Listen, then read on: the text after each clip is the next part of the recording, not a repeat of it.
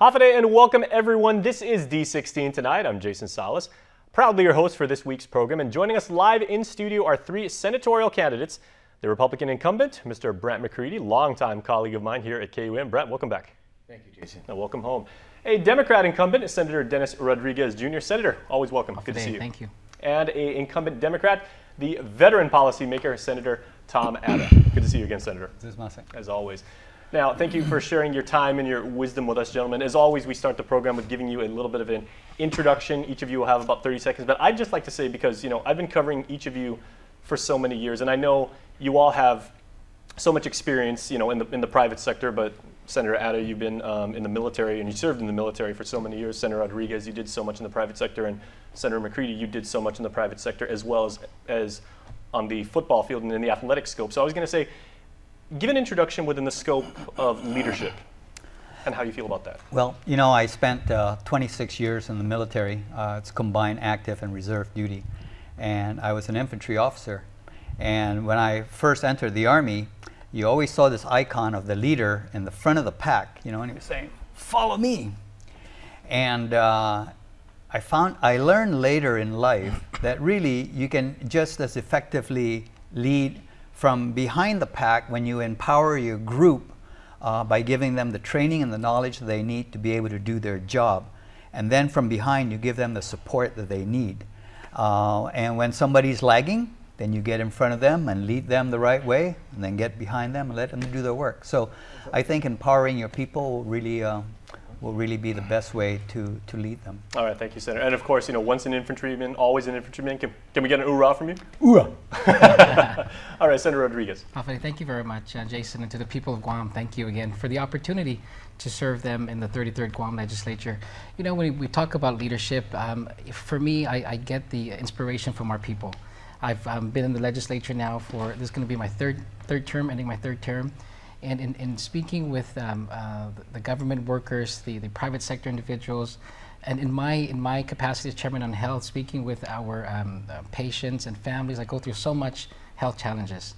I get my inspiration from them and get my work and what I want to do in thinking about their needs and being that being the leader that we need to be to ensure the policies we set and what we do in our community is very beneficial to our people. All right, Senator, thank you very much. And Senator McCreadie, you've been a leader of men in various capacities through the course of your career. What would you say about leadership as you introduce yourself? I think leadership is what you do to the people around you. I think a good leader makes the people around him better. A good leader compromises with common sense. A good leader knows how to get people together. A good leader is someone who can sit with two Democrats on the stage and make sure they get things done despite party. And I think a good leader is someone who acknowledges that you can't please everyone in this job, but you're going to have to make some tough decisions, and you're going to have to stick to those decisions. You don't vacillate, and you inspire others to do as well as you have done, if not better. All right, I think that's what makes a good leader. All right, and coming right out of the gate with the sparks flying with the partisan jab, well done. Okay, well, everybody, we want to remind you that our show is 100% interactive. We are on Facebook Live right now. The good senators are taking your questions, and so remember, these are our cameras, this is our set, these are our guests, but these are your topics, and this is your show. You are in charge. So let's go ahead and take a first question. Senator Adda, we'll start with you. This one comes to us all the way on the internet from Linda Taitano, who says, "Gentlemen, how have each of you supported public safety?" Well, I think, when we think of public safety, we think of the police. But there's other aspects to public safety, and that is having well-lit communities. And so in that regard, I've certainly worked closely with the Guam Power Authority to make sure that they have the necessary resources to keep our neighborhoods well-lit and safe. So that's, certainly my contribution to that. All right, Senator Rodriguez, you've done a lot of work in the healthcare space, and certainly that leads into public safety and well-being and everything. How do you frame your own experience, and how have you contributed to Guam in terms of public safety? Well, great. Thank you for the question, Linda. Several years ago, we were working with the Guam Police Department, and I sad to admit that I just discovered that time that we really never had a dedicated funding source for our police department to buy new vehicles and for maintenance. A lot of times we relied on businesses to provide new police vehicles, compact impact money to purchase vehicles. And so from that, I've established the fund, the OVIS fund. And we've been now established for about a year or so. And now we have a dedicated fund that is locally funded from safety inspection fees, a portion of safety inspection fees that go to this fund and are now dedicated to purchasing police vehicles and using that fund to be able to maintain our police force. All right, thank you, Senator. And Senator McCreadie, how do you feel about public safety? Well, thank you, Linda, for the question. Just today, we christened 3 new police vehicles and I think 5 new Department of Correction vehicles. When you talk about public safety, I hope the community knows that Senator Brant McCreadie has been an advocate for public safety for his entire legislative term so far, 2 terms. Our latest bill, we promoted 140 police officers, some of them of which who haven't been promoted in 18 years. We also signed into law by the governor, but hiring 200 new police officers to man our streets. I think the most important part of being a leader and a public safety person is you have to divide the credit.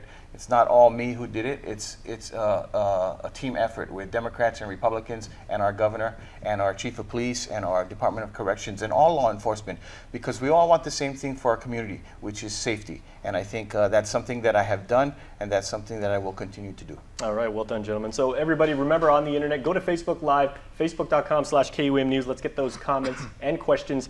Keep them coming, because this next question comes to us from a gentleman named Art Murphy, and he says, gentlemen, what are your thoughts on the Education Board? That has made big headlines over the last few days. And he says, simply stated, why have an independent group when decisions made will always be sure to be an issue? So, you know, we went this way first. Let's do what we in the fantasy football world call a snake draft. So we'll start with Senator McCreadie and go back. So, Senator, your thoughts on the Education Board issue? Education Board, some of them are elected, some of them are appointed. It is the board that we turn to when we want decisions made. I hope that the Education Board does give fair and honest and transparent decisions when they're making decisions. And I hope that the community, if they're not happy with the decisions, make sure their voice is heard too, because at the end of the day, every government official, every elected official, every government worker, whoever is in the government, whichever it's a board or a senator, we work for the people of Guam. And it's only right that we be as transparent as possible in doing our job and getting our job done. So I think transparency is the most important thing, and that's for anyone in the government, including the board. And certainly your sentiments are echoed by a lot of people out there calling for transparency with respect to the Education Board. Senator Rodriguez, sure. Your thoughts on the Education Board? You know, this fiasco that we're seeing now really is making me rethink how our structure is with the Education Board. You know, and how we've created this elected board really to take out the politics, to make them independent, to focus on the needs of our children. And it's a shame that we're not seeing that happen now, this past few days, this past few weeks. And so it really makes me you know, ponder the thought of, do we need to rethink how the structure is, and perhaps address, you know, this thing where it's elected board now? Because really, the bottom line, the buck stops with the governor of Guam. You know, whether you agree with the governor or not, the buck stops there. And so I think to be able to effectively operate our education system, we really have to look and revisit, I think, the kind of setup we have today. All right, thank you. Now, Senator Atta, you know, being the most senior policymaker on our panel tonight, have you ever seen anything like the headlines and the ongoing struggle that's been the Education Board over the last week or so? Well, I don't know.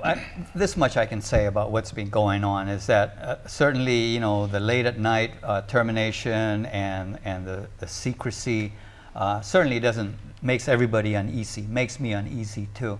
But I've also learned over the years that if we're going to make judgment that what they did was wrong and all that just based on the little information we've been able to get, oftentimes when we get access and we're privy to a lot of the details, we may find that, you know, that maybe it was the right decision. How it was carried out is what bothers me most. And again, as an officer in the military, it's one thing to formulate a strategy. Execution is a completely different thing, and you have to have one and the other. That's correct. All right.